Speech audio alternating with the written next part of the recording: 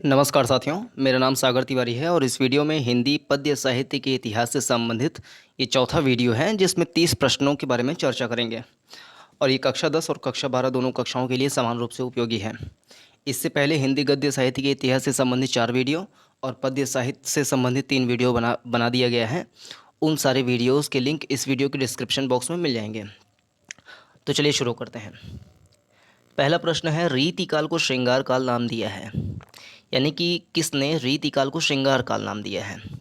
तो हर एक प्रश्न को अगर ध्यानपूर्वक से समझेंगे तो हर एक प्रश्न से हमको बहुत सारे प्रश्नों की रिवीजन भी हो जाएगी और अनेक प्रश्न हमें मिल जाएंगे जो कि उससे संदर्भित पूछे जा सकते हैं। मतलब कि कोई एक क्वेश्चन है, उसमें कोई क्वेश्चन पूछा गया है तो उसके जो विभिन्न ऑप्शन दिए गए हैं उसको भी अगर तैयार करेंगे तो उससे संबंधित अगर अन्य क्वेश्चन बनते हैं तो उसको भी हल करने में आसानी होगी।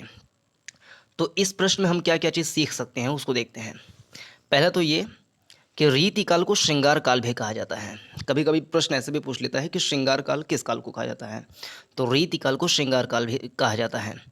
अथवा में पूछा गया है कि रामचंद्र शुक्ल ने हिंदी साहित्य के जिस काल को रीतिकाल कहा उसे श्रृंगार काल किसने कहा।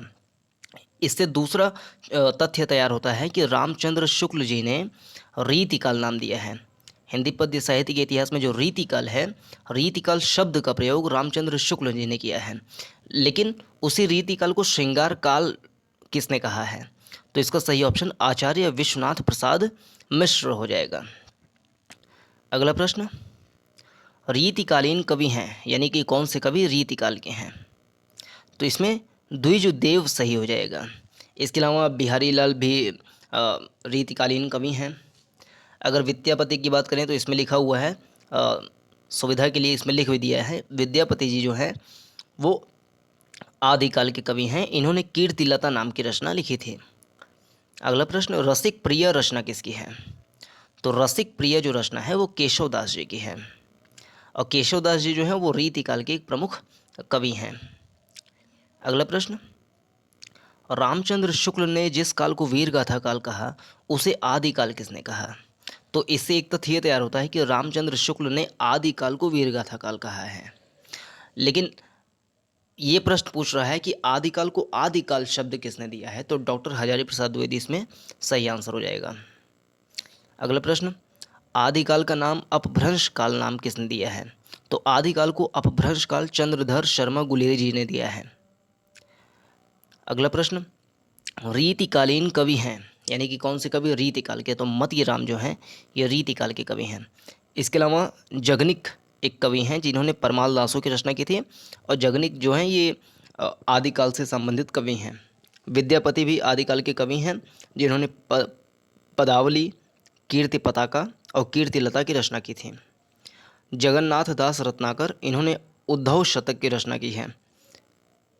अगला प्रश्न, वीर रस की कृति है, यानी कि कौन सी कृति वीर रस की है। तो शिवा बावनी जो है ये वीर रस की कवि है, कृति है और शिवा बावनी को कवि भूषण जी ने इसको लिखा है। इसके अलावा बिहारी सतसई है तो इसको बिहारी लाल जी ने लिखा है। सूर सागर है तो इसको सूरदास जी ने लिखा है, सूरदास जी ने इसके अलावा सूर सागर लिखा है। और साहित्य लहरी भी सूरदास जी ने लिखा है। प्रिय प्रवास जो है इसको अयोध्या सिंह उपाध्याय हरिऔध जी ने लिखा है। अगला प्रश्न, रीतिकालीन कवि हैं तो कौन से कवि रीतिकाल के हैं। तो केशवदास जी रीतिकाल के कवि हैं, बिहारी लाल भी रीतिकाल के कवि हैं, कवि भूषण भी रीतिकाल के कवि हैं, तुलसीदास जी ये भक्ति शाखा के कवि हैं जिन्होंने रामचरितमानस की रचना की है। जयशंकर प्रसाद की बात करें तो ये छायावादी युग के लेखक हैं और छायावादी युग में बात करें तो महादेवी वर्मा भी छायावाद की लेखिका हैं। अगला प्रश्न, भक्ति काल की कृति है, यानी कि कौन सी कृति भक्ति काल में लिखी गई थी। तो पार्वती मंगल जो है वो तुलसीदास जी ने लिखा था और पार्वती मंगल जो कृति है वो भक्ति काल में लिखी गई थी। इसका मतलब ये हुआ कि तुलसीदास जी भी भक्ति काल के एक प्रमुख कवि हैं।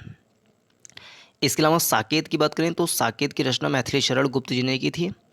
कामायनी की बात करें तो इसको जयशंकर प्रसाद जी ने लिखा था। और एक तथ्य ये भी दोहरा लेते हैं कि मैथिली शरण गुप्त, जयशंकर प्रसाद, इसके अलावा रामधारी सिंह दिनकर भी हैं, उनको राष्ट्रीय काव्यधारा का कवि भी माना जाता है।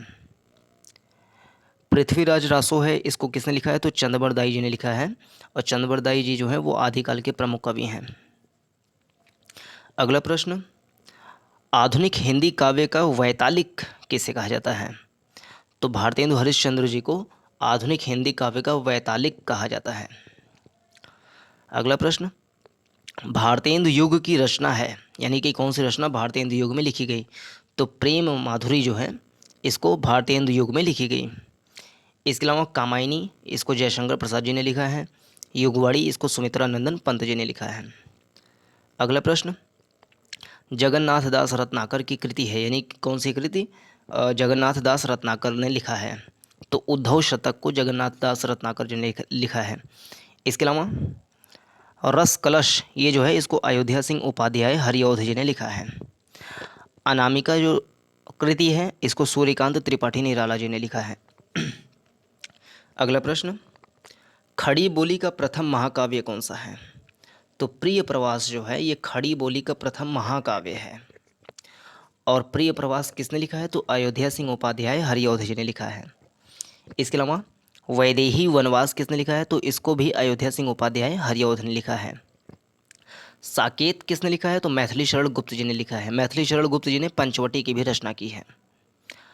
कामायनी किसने लिखा है? तो जयशंकर प्रसाद जी ने लिखा है।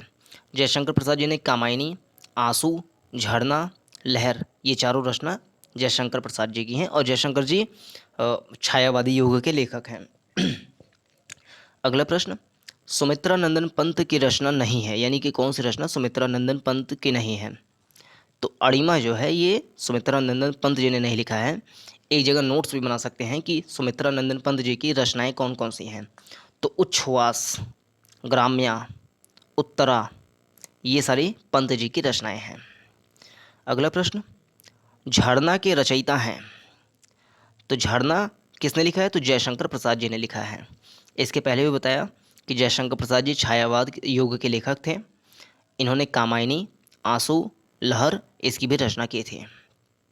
महादेवी वर्मा जी भी छायावाद युग की लेखिका हैं। अगला प्रश्न, झरना की रचना किसने की? किस युग में हुई? तो झरना की रचना छायावाद युग में हुई, क्योंकि जयशंकर जी ने इसकी रचना की थी। कभी कभी प्रश्न अति लघु उत्तरीय में इस प्रकार से पूछ लेता है कि छायावाद युग के किन्हीं दो लेखक के नाम लिखिए और उनकी एक एक रचनाएं लिखी हैं। इस प्रकार से भी प्रश्न पूछ लेता है, तो इसको भी हाथ तैयार कर लेते हैं। तो छायावाद युग में दो प्रमुख लेखक हैं, एक जयशंकर प्रसाद जी हैं, एक महादेवी वर्मा जी हैं। जयशंकर प्रसाद की झरना, आंसू, कामायनी, लहर, ये प्रमुख रचनाएं हैं।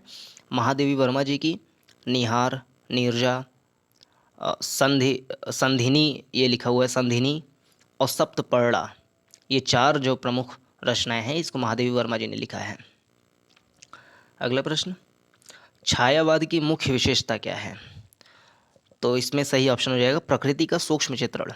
कभी कभी अति लघु उत्तरीय में ऐसा भी प्रश्न पूछ लेता है कि छायावाद युग की किन्हीं दो विशेषताएं लिखी हैं। तो पहली विशेषता तो लिख देंगे कि प्रकृति का सूक्ष्म चित्रण। दूसरा लिख सकते हैं रहस्यवाद की प्रधानता। तीसरा लिख सकते हैं मानवतावादी दृष्टिकोण। चौथा लिख सकते हैं प्रतीकात्मकता। तो ये चारों इसके विशेषताएं हो जाएंगी छायावादी युग के। अगला प्रश्न, सुमित्रा नंदन पंत की रचना नहीं है, यानी कौन सी रचना सुमित्रा नंदन पंत जी की नहीं है? तो रसवंती, इसको पंत जी ने नहीं लिखा है। इसके अलावा पल्लव, पल्लव की बात करें तो इसको भी पंत जी ने लिखा है। वीणा, लोकायतन, इसको भी पंत जी ने लिखा है। इसके अलावा उच्छ्वास, ग्राम्या, उत्तरा, एक लाइन से लिस्ट बना सकते हैं कि पंत जी की रचनाएं कौन कौन सी हैं। तो पल्लव, वीणा, लोकायतन, उच्छ्वास, ग्राम्या, उत्तरा। इसके अलावा पंत जी की एक रचना है चिदम्बरा। इसके लिए इनको राष्ट्रीय ज्ञानपीठ पुरस्कार से भी नवाजा गया था। और ज्ञानपीठ पुरस्कार से कुछ अन्य भी रचनाएं नवाजी गई थी, जैसे कि पंत जी की रचना चिदम्बरा हो गई, और रामधारी सिंह दिनकर जी की रचना उर्वशी हो गई। इसके अलावा कितनी नावों में कितनी बार, ये रचना जो अज्ञेय जी की है, इसके लिए भी भारतीय ज्ञानपीठ पुरस्कार से नवाजा गया था। अगला प्रश्न, इनमें से किस समय सीमा को द्विवेदी युग के नाम से जाना जाता है? तो सन 1900 से 1922 तक जो है ये द्विवेदी युग के नाम से जाना जाता है। और सन 1919 से 1938 तक इसको छायावादी युग के नाम से जाना जाता है। छायावादी युग में जयशंकर प्रसाद जी, निराला जी, पंत जी और महादेवी वर्मा जी प्रमुख इसके लेखक हैं। अगला प्रश्न, प्रकृति का सुकुमार कवि किसको कहा गया है? तो सुमित्रा नंदन पंत जी को प्रकृति का सुकुमार कवि कहा गया है। ये 2011 में प्रश्न पूछा गया है। अगला, आंसू की रचना किसने की है? तो जयशंकर प्रसाद जी ने की है। और नरपति नाल ये आदिकाल के कवि हैं, इन्होंने बीसल देव रासों की रचना की थी। अगला प्रश्न, जयशंकर प्रसाद की रचना है, तो जयशंकर प्रसाद जी की रचना ये कामायनी है। आवारा मसीहा जो है इसको विष्णु प्रभाकर जी ने लिखा है। और आवारा मसीहा किस विधा की रचना है? तो जीवनी विधा की रचना है। नासिकेतोपाख्यान किसने लिखा है? तो सदल मिश्र जी ने लिखा है। तो इस प्रकार से जयशंकर प्रसाद की रचना कामायनी सही हो जाएगा। अगला प्रश्न, गीतिका काव्य संग्रह के रचनाकार हैं, तो सूर्यकांत त्रिपाठी निराला। संधिनी गीत संग्रह है, तो महादेवी वर्मा जी का है। इसके अलावा सप्तपर्णा, निहार, नीरजा ये भी महादेवी वर्मा जी की रचना है। अगला प्रश्न, तोड़ती पत्थर रचना है, तो ये निराला जी की रचना है, सूर्यकांत त्रिपाठी निराला जी की। और सूर्यकांत त्रिपाठी निराला ये प्रगतिवादी काव्य धारा के कवि हैं। अगला प्रश्न, अणिमा के रचयिता हैं, तो सूर्यकांत त्रिपाठी निराला ये अणिमा के रचयिता हैं। इसके अलावा निराला जी ने जूही की कली और बेला ये 2 रचनाएं भी निराला जी की हैं। जयशंकर प्रसाद जी ने कामायनी, आंसू, लहर, झरना ये सारे लिखे हैं। पंत जी ने चिदम्बरा लिखा है और भी बहुत सारी रचनाएं लिखी हैं। ऊपर लिस्ट बनवाया था, जैसे उच्छ्वास ये सारी रचनाएं, उच्छ्वास हो गया, ग्राम्या, उत्तरा, पल्लव, वीणा ये सारी चीज़ जो है पंत जी ने लिखा है। अगला प्रश्न, निम्नलिखित में कौन महादेवी की रचना है? तो सांध्य गीत जो है ये महादेवी वर्मा जी की रचना है। इसके अलावा संधिनी भी महादेवी जी ने लिखा है। पल्लव की बात करें तो इसको सुमित्रा नंदन पंत जी ने लिखा है। अगला प्रश्न, छायावाद के प्रवर्तक माने जाते हैं, तो जयशंकर प्रसाद को छायावाद का प्रवर्तक माना जाता है। अगला प्रश्न, चिदम्बरा के रचनाकार हैं, तो चिदम्बरा के रचनाकार सुमित्रा नंदन पंत जी हैं। और चिदम्बरा के लिए इनको भारतीय ज्ञानपीठ पुरस्कार से भी नवाजा गया था। और अयोध्या सिंह उपाध्याय हरिऔध इन्होंने प्रिय प्रवास की रचना की है। अगला प्रश्न, नौका विहार कविता अवतरित है, यानी कि नौका विहार जो कविता है वो कहाँ से लिया गया है? तो वो गुंजन से लिया गया है। और पल्लव इसकी रचना पंत जी ने किया है, सुमित्रा नंदन पंत जी ने। अगला, सुमित्रा नंदन पंत को भारतीय ज्ञानपीठ पुरस्कार मिला था, तो चिदम्बरा के लिए मिला था। तो इस वीडियो में मुख्य रूप से इतना ही। उम्मीद करते हैं कि वीडियो समझ में आया होगी और इस वीडियो को अपने सभी साथियों के साथ शेयर कीजिए ताकि उनको भी इस वीडियो का लाभ प्राप्त हो सके। और चैनल को सब्सक्राइब कीजिए ताकि आगे आने वाली सभी वीडियोस की नोटिफिकेशन मिल सकें। इससे संबंधित यदि आपके कोई सुझाव हो तो उसको कमेंट सेक्शन के माध्यम से दीजिए और चैनल को सब्सक्राइब कर लीजिएगा। वीडियो को देखने के लिए बहुत बहुत धन्यवाद। नमस्कार, जय हिंद।